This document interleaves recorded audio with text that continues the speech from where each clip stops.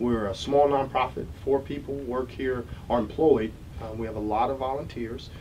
Been in the community since 2004. Our signature product is called the Prejudice Reduction Workshops. It's K through 12 curriculum. It's incremental graduated that we do throughout District 77, which is our local kind of regional school district, and then also the Loyola private school system, and then we're also working with other folks throughout the region, other school districts.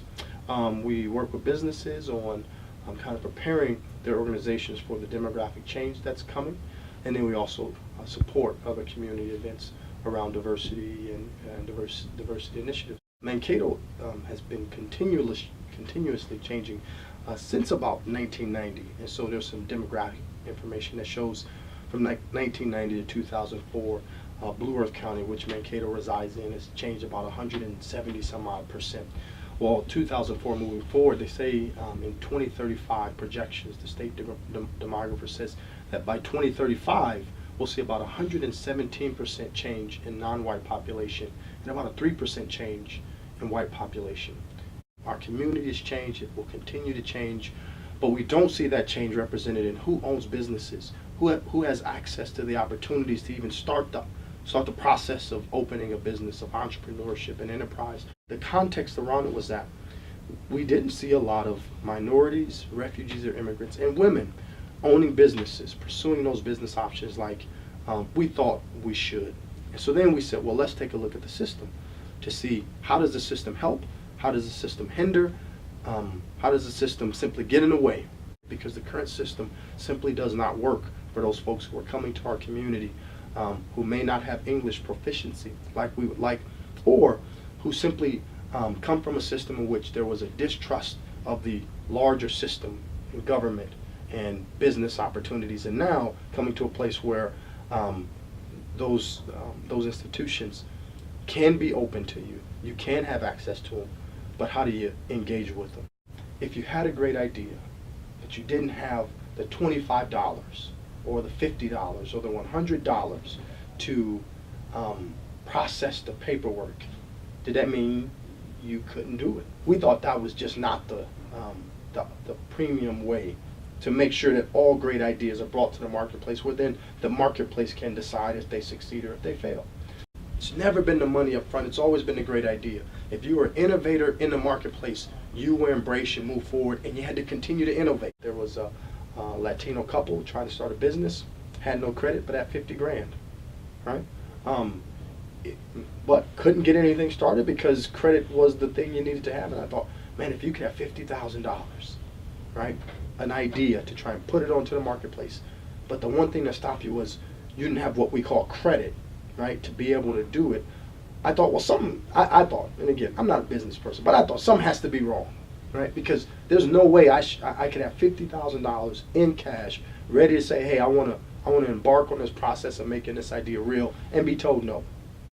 And so we wanted to behave differently from that, because if we looked like, walked like, talked like the old, if you will, system or the current system, then many folks within those communities would not engage. The change we made, or change that evolved, was the idea of, here's the 3 sheets of paper that you need, fill it out, bring it back to us, right? We said, no, we can condense that sheet, we can make it more user-friendly, and we can simply talk to them, right, to understand what's the idea, and then try and put the information into the proper places on that form so that we could get a concise kind of description of what they were looking at.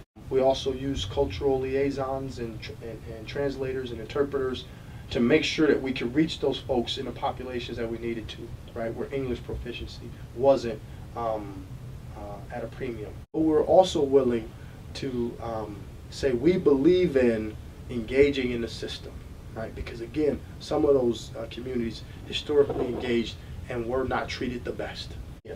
We're working on some things, we're changing some things, initiatives are moving, and so let's engage again. So that's part of what we've been able to do. And so for me, it is the great idea. We go off of that. We try and help our clients flesh out that great idea. And then we start to talk about, okay, here's some of the forms we'll have to go through. Here's the rules and regulations. Here's some of the dollars. Again, unfortunately, we have not created the new system yet. So we still have to play by some of the old system's rules. But again, we want to try and behave differently from the system. It's been incredibly beneficial to all involved. I think it's been incredibly powerful for those who we have helped and assisted in business ownership, business development. So we've worked with about 14 different businesses, some just starting out, some already established, and in working with those 14 businesses, we've created, I believe, 77 employees, right, throughout those businesses. We did take one business over kind of the $1 million mark, right, in terms of what they were able to do. And that particular business, again, is one of those areas in which you would not expect a minority entrepreneur to be in, and that was construction, right? And it was a woman, a Latina woman, who led that organization and is doing good. But it was through some of the help of the Entrepreneur Doorway Project that was possible. I would love to create a new system, and I think mainly because the current structure simply doesn't work for minority refugees and immigrants to a large clip, and for women. And I think the idea of the Entrepreneur Doorway Project was to create that system that made it possible. Now, would that mean that all folks who try to start a business would be successful? No, it doesn't. But it meant that they would have the opportunity. And for me, that's the dream, is that you have the opportunity. And we've created a system with cultural competence and cultural expertise and business expertise that can help you if you want to, right? If you don't want to, great. But if you do have that great idea and you do want to see if the marketplace embraces what your idea is, the system is ready.